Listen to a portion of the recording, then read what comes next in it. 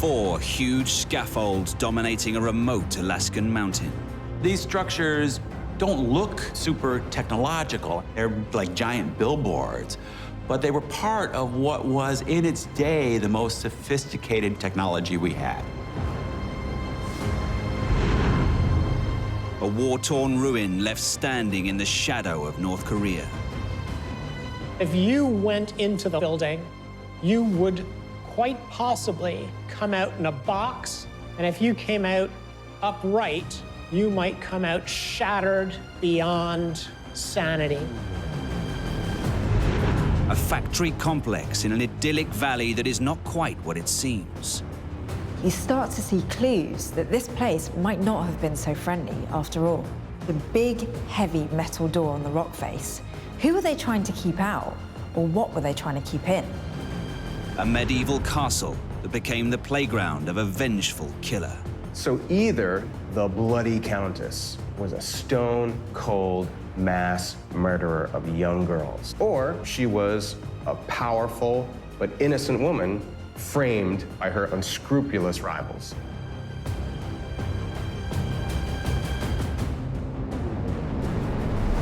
Decaying relics, ruins of lost worlds, forged through years of toil, now haunted by the past. Their secrets waiting to be revealed.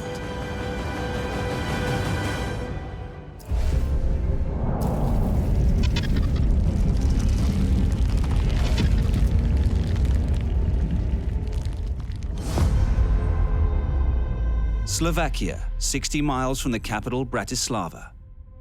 An imposing hilltop structure was the scene of one of the 17th century's bloodiest scandals. Looking up onto the hillside, clearly man has made its mark here in a very fortified, defensive kind of way. It doesn't seem big enough to be a fort, and dare I say it, it's not grand enough to be a palace. 2 towers loom over the grounds. One leads into a 3-meter deep pit. It's a hole in the ground. It looks like a dungeon. The other tower is reduced to just one perilous standing wall. This isn't just nature has destroyed this. There's been some kind of deliberate effort too. The perimeter walls, lined with cannon battlements, suggest a violent past. If you're expecting uninvited guests, this is the perfect spot to be. It looks like it's ready for an attack. The events that took place here became folklore, then legend, a reminder that history is written by the victors.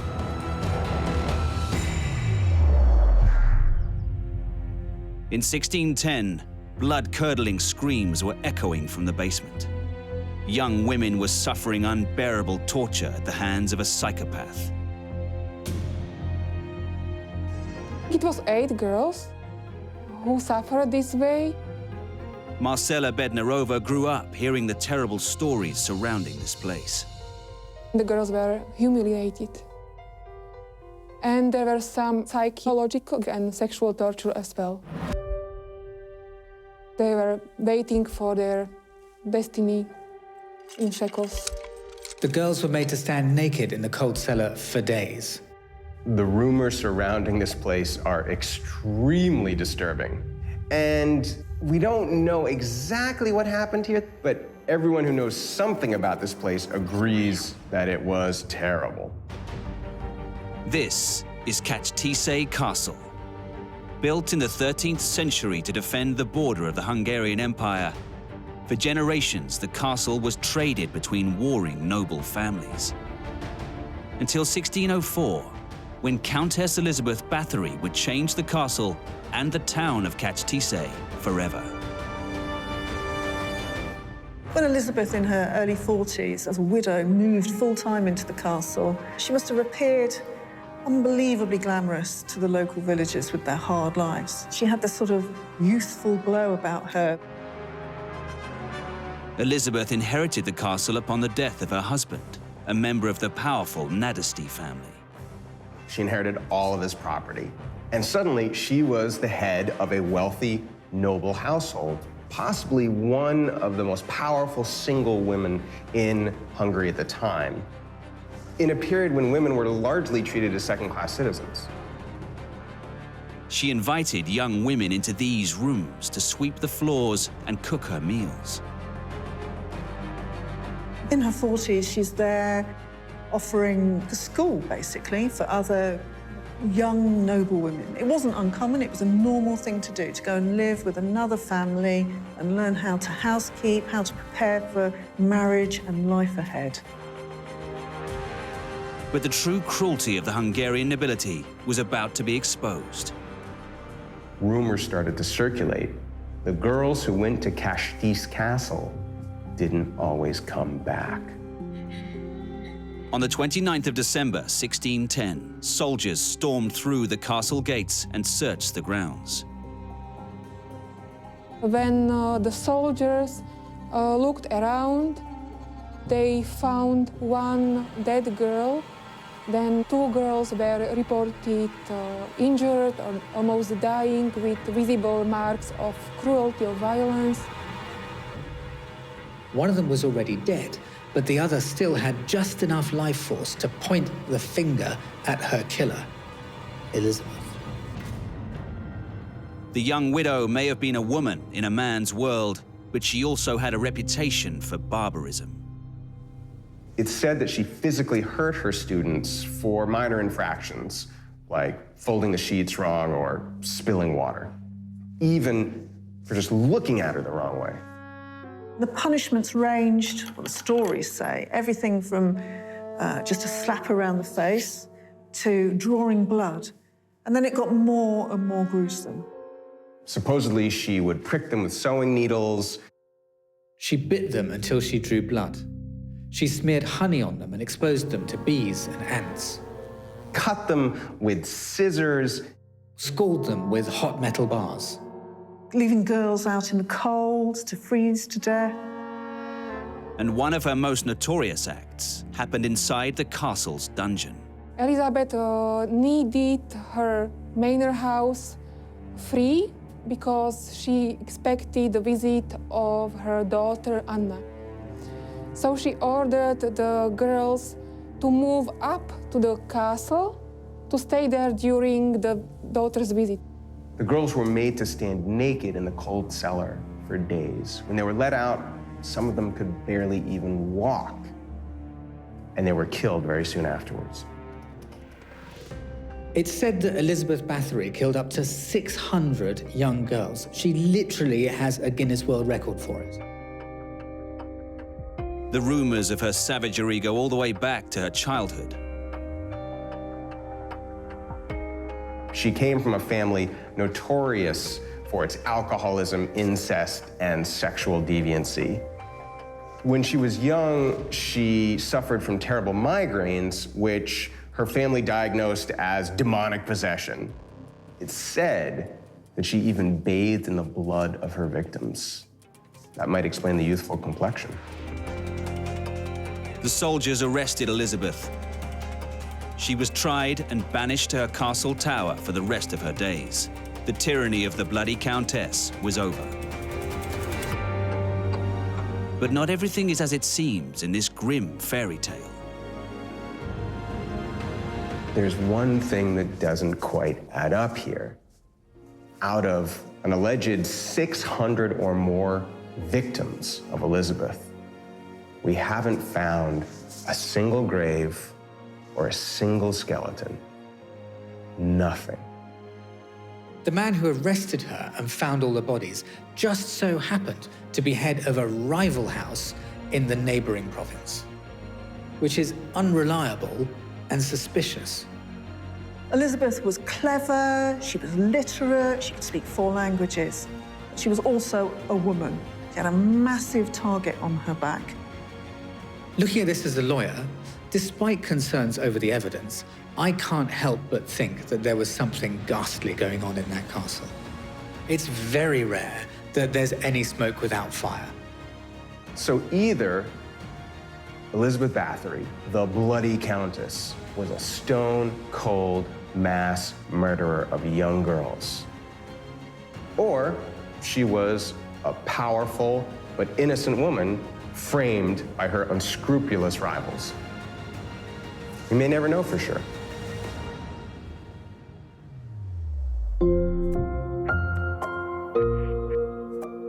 The castle stood for another 100 years until it was sacked in a rebellion. What remains is open to tourists seeking to learn about the legend of Elizabeth Bathory.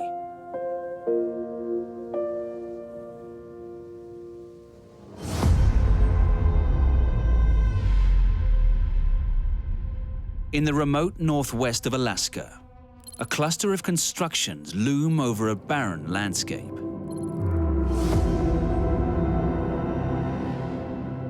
Only 150 miles from Russia sit these curved steel monoliths on the crest of Anvil Mountain. There's not a tree, there's barely a bush, and rising up on the top of this hill are these four huge structures. They almost look like some warped Salvador Dali idea of a billboard. It's almost like they've left a segment of a modern art museum propped up by some kind of scaffolding right here in the middle of nowhere. Their simple form belies their once crucial function. It was very top secret. I mean, it was high, high security up there because this was all cutting-edge technology. When you think about it for a second, it's clear it's some sort of communication device, whether it's for radar or microwaves or something, but it's not clear what exactly.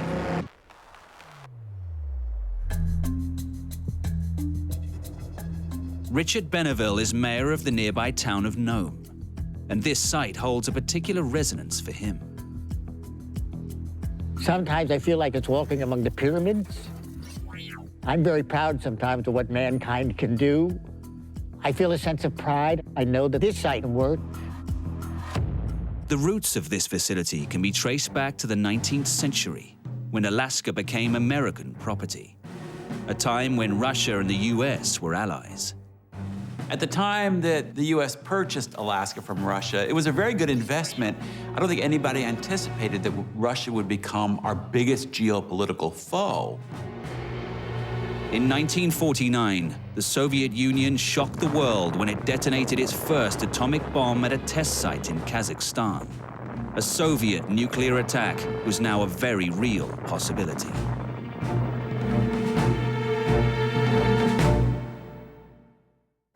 In the 1950s, the nuclear arms race between the Soviet Union and the United States was ramping up. Local resident Richard Benneville remembers this time well. I knew every night I went to bed that the planes on the flight line had the bombs in them 24/7, ready to go in about a 5-minute notice. That was the Cold War to this 18-year-old kid. The problem in Alaska was how to communicate an incoming threat and respond accordingly. If your radar detected Soviet bombers on their way to bomb America, you'd want to tell somebody right away. And the problem here was that all they had was old-fashioned copper wire telephone technology.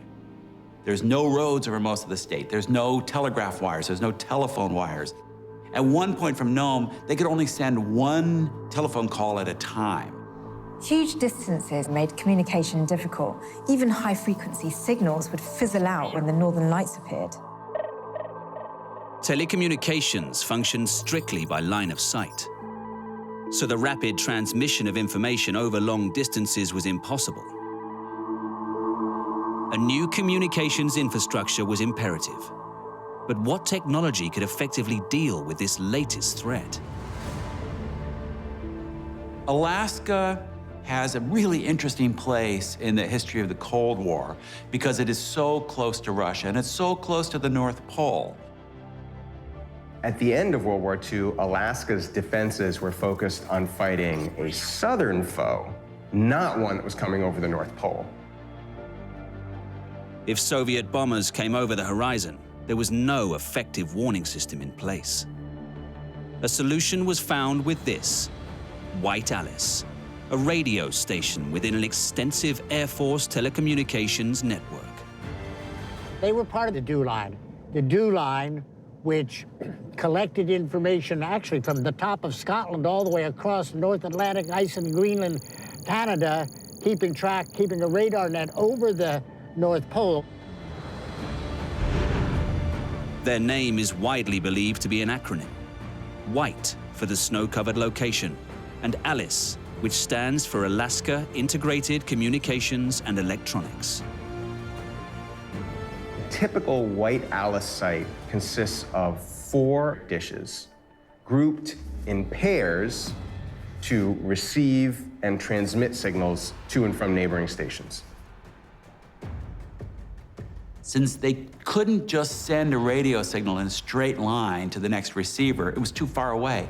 They would aim it up at an angle into the sky where it would bounce off a layer of the atmosphere, it would bounce off the troposphere, and then come back down hundreds of miles away and be received at the other end. The system is called forward propagating tropospheric scatter. Tropospheric scattering has many advantages over other technologies because bouncing signals off the atmosphere means that the hubs don't need a clear line of sight, which is particularly advantageous in mountainous regions of Alaska. This process meant that White Alice sites could be 200 miles apart. They could also handle multiple phone calls at the same time. And crucially, for the military, they were secure. A transmission beamed from one spot could only be received at another precise spot. And that made it virtually impossible to intercept. This network of linked sites would be crucial against the various Cold War threats. Across northern Alaska, there were a whole range of stations designed to detect first incoming bombers, and then later, as missiles became a bigger threat, radar systems to detect whether missiles had been launched and were headed to the heartland of the US. The 31 original White Alice sites took 3 years to build, with the first station operational in 1956. But constructing these vast antennas was no easy task. We're about 700 miles to the nearest highway. We're about 750 miles from Anchorage. So we are way out there, right where the Bering Strait and Russia almost meet.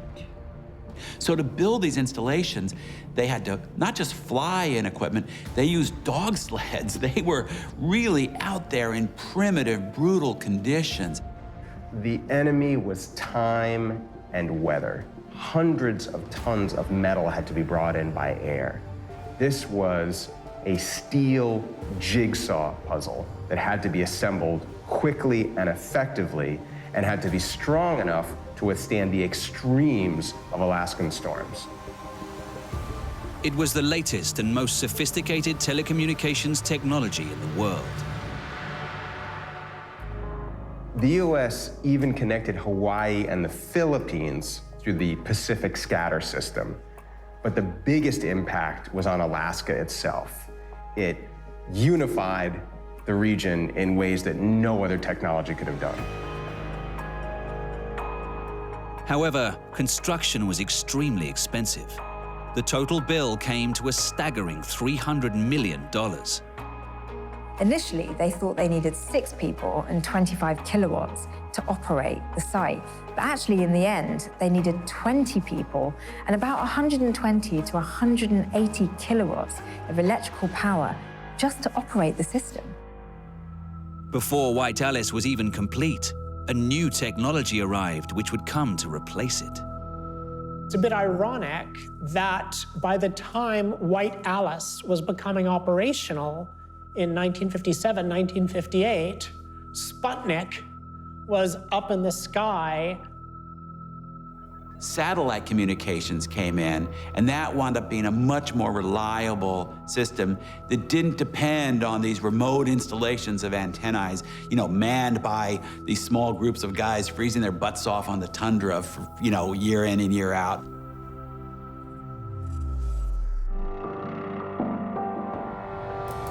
Was it successful?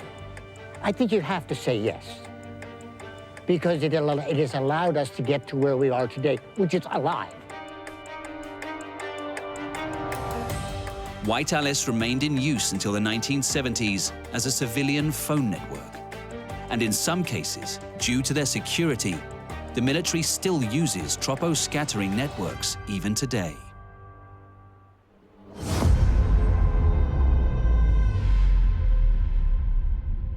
At the northernmost limits of South Korea is a troubled region littered with the ruins of a conflicted past. The demilitarized zone between North Korea and South Korea is actively dangerous. This is not some historic relic. There is almost a war going on across this piece of ground today. From up on top of a hill, you can see into North Korea. And this place is right in the shadow of that. Gutted and scarred, this shell of a structure has a clear story to tell. The building's not just derelict, it's been completely devastated. You can see that the only thing that's holding it in place is these modern reinforcement bars. This isn't a place that was slowly left to decay. It feels like this was a target.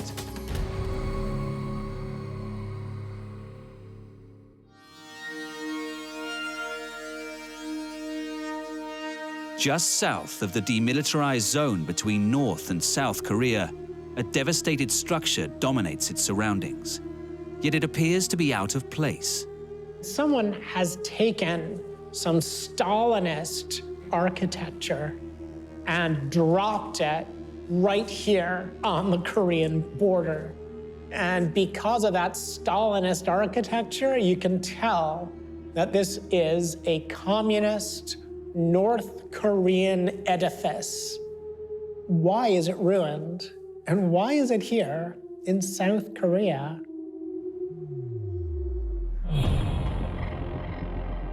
Following years of Japanese occupation, at the end of the Second World War, authority over the Korean peninsula was split in two. The Soviets grabbed the northern half, and the Americans, who were in the process of occupying Japan, grabbed the southern half. They divided the country up on the 38th parallel, the line of latitude. And this created a very crude north-south border on the map. This building sits in the area of Chair 1, positioned just 40 miles above that line of demarcation. Local resident Mr. Kim grew up in this area, his family having lived through the unrest that soon followed the construction of this building. This is the Labour Party building. It's actually the Chair 1 county branch of the Labour Party. When this area came under communist rule in 1946, this was built as the local headquarters for the communist government. Dominating the area, this structure clearly set out the party's aim of commanding over the local people. Now, this is a 3-story building, while all the other buildings in the area were single-story wooden structures.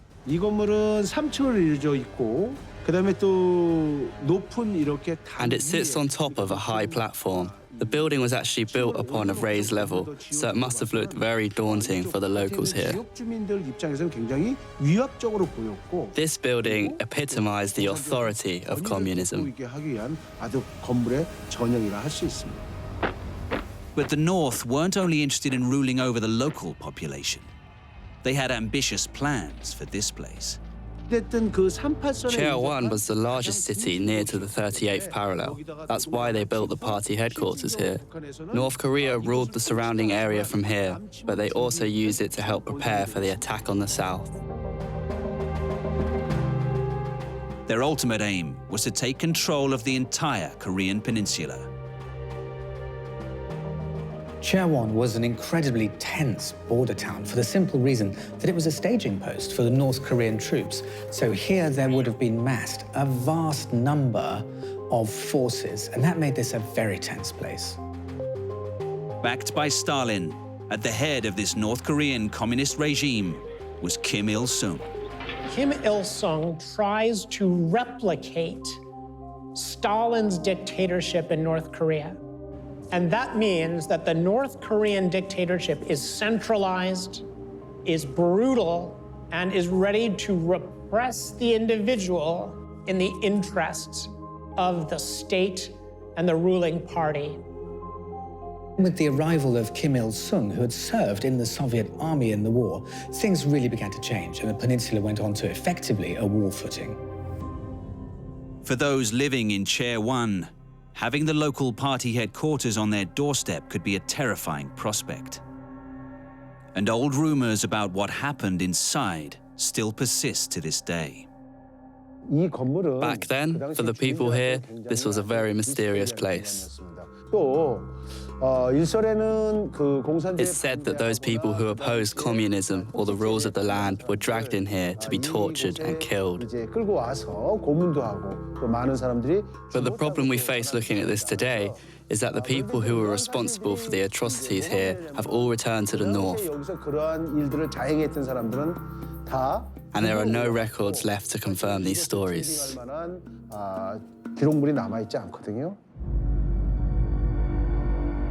Outside of this building, Kim Il-sung soon saw an opportunity to assert his dominance over the whole peninsula. In 1950, on the 25th of June, the North Korean army rolls across the 38th parallel, knocks the South Korean army almost out of the way. The Northerners blazed their way down the peninsula, in the end cornering the Southern forces into just one small pocket. The South Korean army, the American occupation force, they're all in one town in Busan in the south. It looks like it's all over for South Korea. With their backs against the wall and a communist victory looking likely, US forces, led by General MacArthur, set about turning the tables with an invasion deep behind enemy lines. The other thing the United States does, the United States internationalizes the Korean War. The Americans get the UN to come in on the American and South Korean side, and they undo the successful North Korean invasion of the South. Quickly, Southern forces regained control and moved rapidly north, soon pushing past Chair 1. But for those held prisoner here, it was too late. Nearby, the ruins of a water treatment facility now stand as a marker to how those individuals met a tragic end. So after the war, the bodies of many people were found here, and this has become a very harrowing place in Chair 1. The North Korea leadership were very concerned that in their retreat, they did not want enemies of the people, as they called them, to survive. In Chair 1, there are a lot of scars left from the war, but this is the place where numerous prisoners and civilians were killed before the communist army were driven out and fled the area.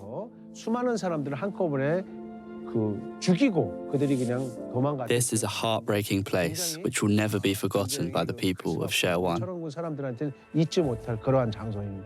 The people they'd been holding prisoner down in the building in town were brought to this other site where they were murdered. In total, around 300 people were killed in this massacre. With the war raging on, the destruction of Chair 1 crept ever closer. And as the largest structure in the area, this building would soon become a key target. In 1950, as the Southern forces advanced, the old Communist Party headquarters became firmly fixed in the crosshairs.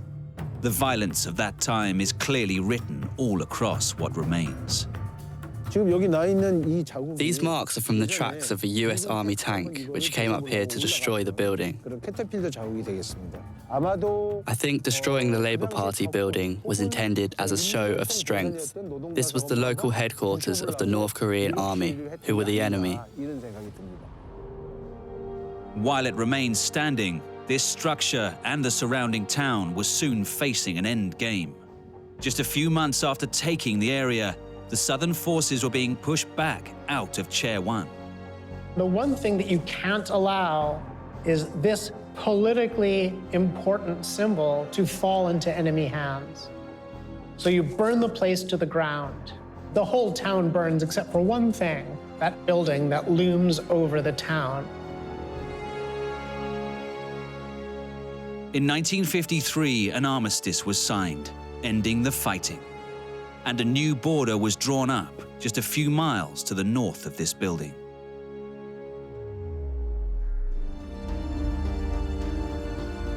The ruins now serve as a reminder of the past and a symbol of hope for the future. We must not forget what needs to be remembered. Also, it's a crucial task for the two Koreas as one people to reunify and achieve prosperity together.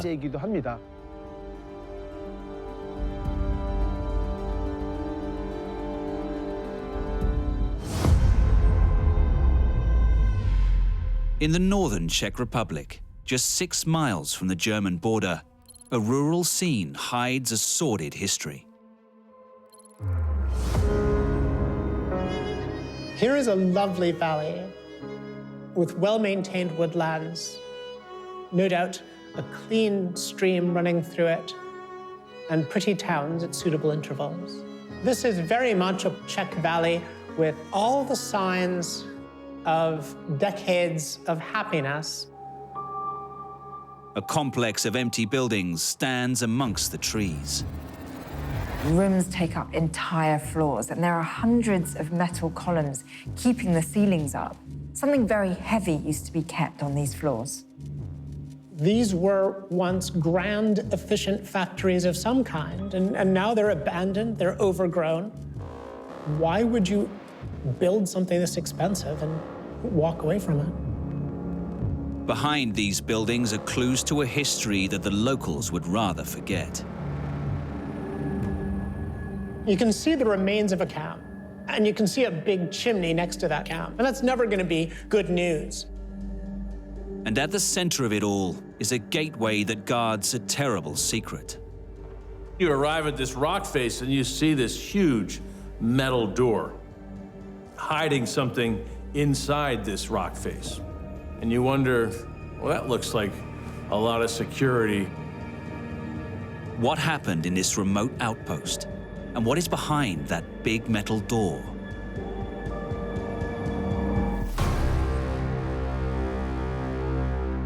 In the 19th century, a building was put here to take advantage of a new wonder material.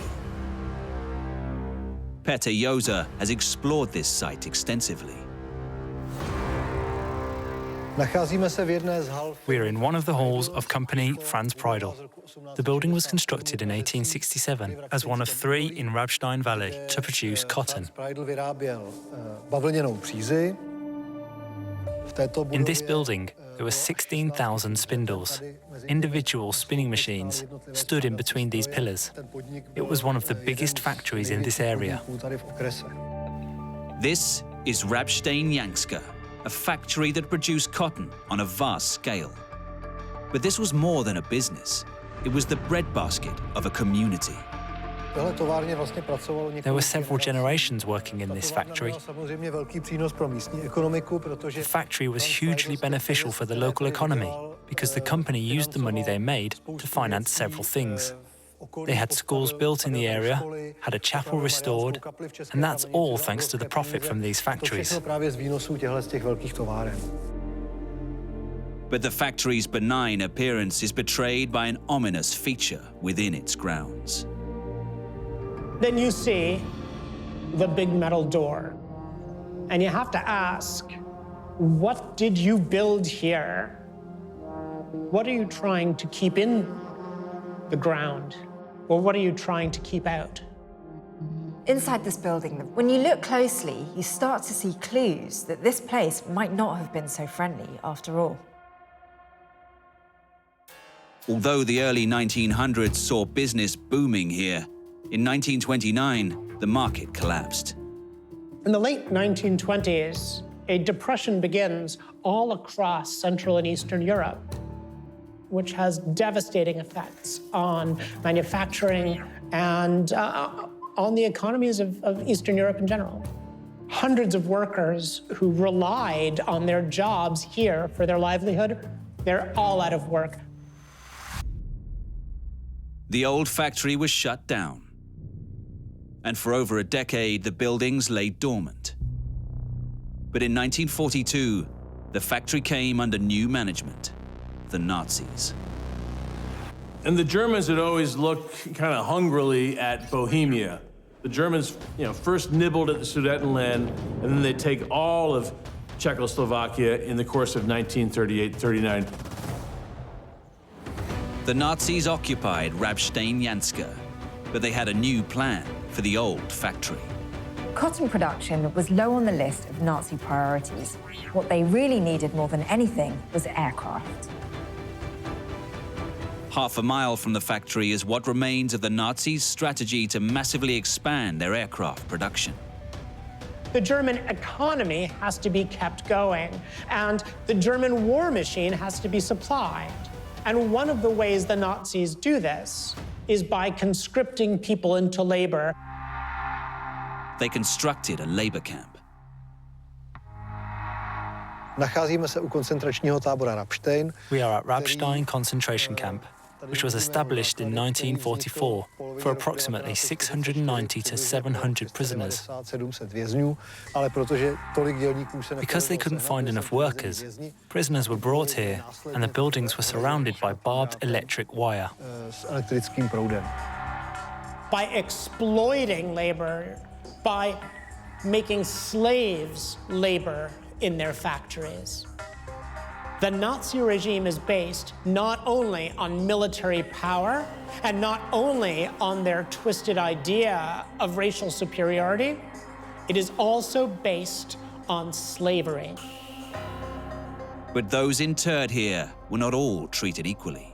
There was even a decree from SS Reichsfuhrer Himmler, which clearly specified what people of each nationality can and cannot get.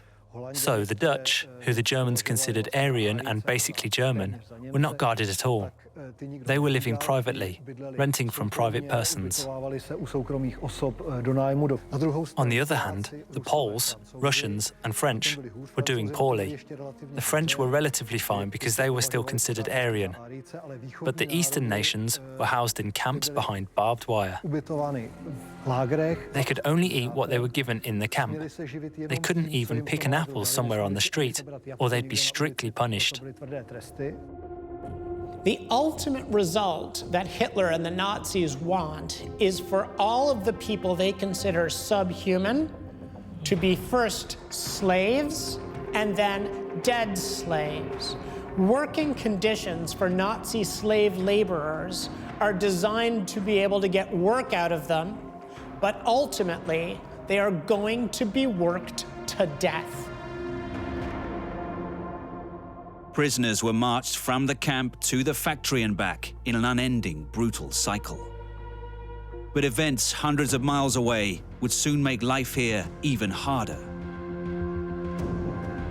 Between the 20th and the 25th of February 1944, the Allies bombed the hell out of Nazi fighter plane production. Germany definitely lost control over its own airspace, so they established Jägerstab. It was a task force designed to decentralize fighter aircraft production and move it underground.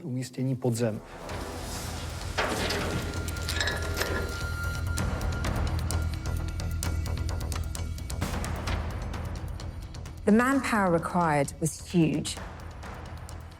Digging those holes was nasty work. They used dynamite and pickaxes. You wouldn't want that assignment. The Nazis ordered 4 tunnels to be dug into the rock face. They planned almost 83,000 square meters of space, carved out of the rock underneath these old 19th century textile mills.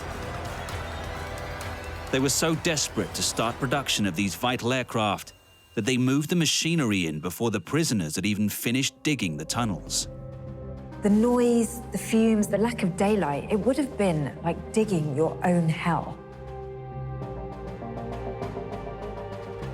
So here we are, at a shaft's crossing, where during excavation, part of the ceiling collapsed. 3 prisoners from the concentration camp died when the ceiling fell on them. They were essentially worked together in these underground factories. By January 1945, Germany was months away from losing the war, but the prisoners underground didn't know it. People kept working, suffering, dying, not just for an evil cause, but for a lost cause. But just weeks before Allied tanks rolled into Berlin, the prisoners at Rabstein-Janska got a glimmer of hope from above. The first news they have that the war is almost over and that they will probably survive the war is in March of 1945, when a Soviet plane flies overhead and 5 paratroopers jump out and land without any German resistance. Then, on the 8th of May, without warning or announcement, the prison guards began to disappear. The first they knew that the Germans who were holding them captive had lost the war was when the German guards just didn't turn up for work that day. The army was on its way to liberate them.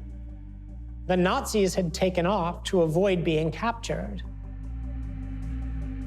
We're at the end of the shaft, where you can see rows of drillings for dynamite. The demolition charges were placed in these and blasted. They did not do it here because this is the place where excavating stopped at the end of World War II, because the Second Polish Army arrived and the construction of the underground factory was stopped.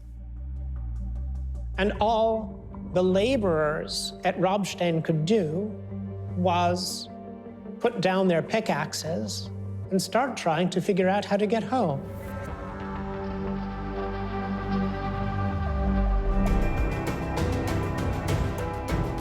Today, the factory buildings have been reclaimed by the community. The camp and the tunnels stand as an important reminder of the brutality endured here.